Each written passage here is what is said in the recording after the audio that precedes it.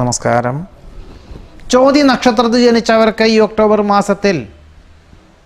മാസത്തിൻ്റെ ആദ്യത്തെ പകുതിയിൽ പല വിധത്തിലുള്ള അനിഷ്ടമായിട്ടുള്ള ഫലങ്ങളെയും യോഗങ്ങളെയും അതിജീവിക്കേണ്ടതായ സാഹചര്യം ഉണ്ടായിത്തീരും. നിസ്സാര കാര്യങ്ങൾക്ക് പോലും അഹോരാത്രം പ്രവർത്തനം വേണ്ടി വരും. അശ്രദ്ധ കൊണ്ട് വീഴ്ചയ്ക്ക് യോഗമുണ്ട്.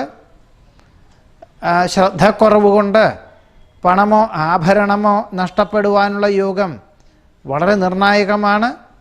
നിശ്ചയിച്ച കാര്യങ്ങളൊക്കെ എല്ലാം വ്യതിചലനം വന്നു ചേരുന്നത് വഴി ഔദ്യോഗികമായിട്ടുള്ള മേഖലകളിലും തൊഴിൽപരമായിട്ടുള്ള മേഖലകളിലും അനിഷ്ടമായിട്ടുള്ള ഫലങ്ങൾ വന്നു ചേരും. വേണ്ടപ്പെട്ടവർ വിരോധികളായി തീരുവാനിടയുണ്ട്. സംയുക്ത സംരംഭങ്ങളിൽ നിന്നും അബദ്ധങ്ങളും പണനഷ്ടവും വന്നു ചേരും. മാനഹാനി ഉണ്ടാവാതിരിക്കാൻ വേണ്ട വിധത്തിലുള്ള ഈശ്വര പ്രാർത്ഥനകൾ നിർബന്ധമായിട്ടും നടത്തേണ്ടതാണ്. നിശ്ചയിച്ച കാര്യങ്ങൾക്കെല്ലാം വ്യതിചലനം വന്നു ചേരും. സങ്കീർണമായിട്ടുള്ള വിഷയങ്ങളെ അഭിമുഖീകരിക്കുവാനായിട്ട് അഹോരാത്രം പ്രവർത്തനം വേണ്ടി വരും.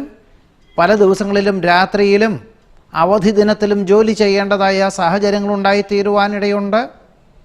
എന്നാൽ ഈശ്വര പ്രാർത്ഥനകളോടുകൂടി ആത്മസംയമനത്തോടുകൂടിയതായിട്ടുള്ള സമീപനം സ്വീകരിക്കുന്നതും അനുഭവജ്ഞാനമുള്ളവർ നിർദ്ദേശിക്കുന്നതായ കാര്യങ്ങൾ അനുസരിക്കുന്നതും ഒരു പരിധിവരെ ഈ അനിഷ്ടാവസ്ഥകളെ പരിഹരിച്ച് മാസത്തിൻ്റെ രണ്ടാമത്തെ പകുതിയിൽ ഏറെക്കുറെ അഹോരാത്രം പ്രവർത്തിച്ചും കൊണ്ട് ലക്ഷ്യപ്രാപ്തിയിൽ എത്തിക്കുവാൻ സാധിക്കും. എന്നാൽ സാമ്പത്തിക ആവശ്യത്തിന് കടം വാങ്ങേണ്ടതായ സാഹചര്യങ്ങളുണ്ടായിത്തീരും.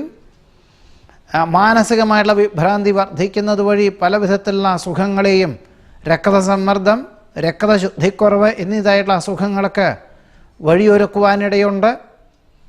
അപ്പോൾ ഏതൊരു കാര്യങ്ങളിലും ചോതി നക്ഷത്രക്കാർ പൊതുവെ തന്നെ ഈ കഴിഞ്ഞ ആഗസ്റ്റ് മുതൽ 2017 സെപ്റ്റംബർ വരെയും, അതായത് ഒരു വർഷത്തേക്ക് വളരെ നിർണായകമായിട്ടുള്ള ഒരു കാലമായതുകൊണ്ട് എല്ലാ കാര്യങ്ങളിലും വളരെ ശ്രദ്ധയും സൂക്ഷ്മതയും വേണ്ടതാണ് എന്ന് കൂടിയാണ് ചോതി നക്ഷത്രക്കാരുടെ ഈ ഒക്ടോബർ മാസത്തിലെ ഫലങ്ങളായി പറയേണ്ടത്. നമസ്കാരം.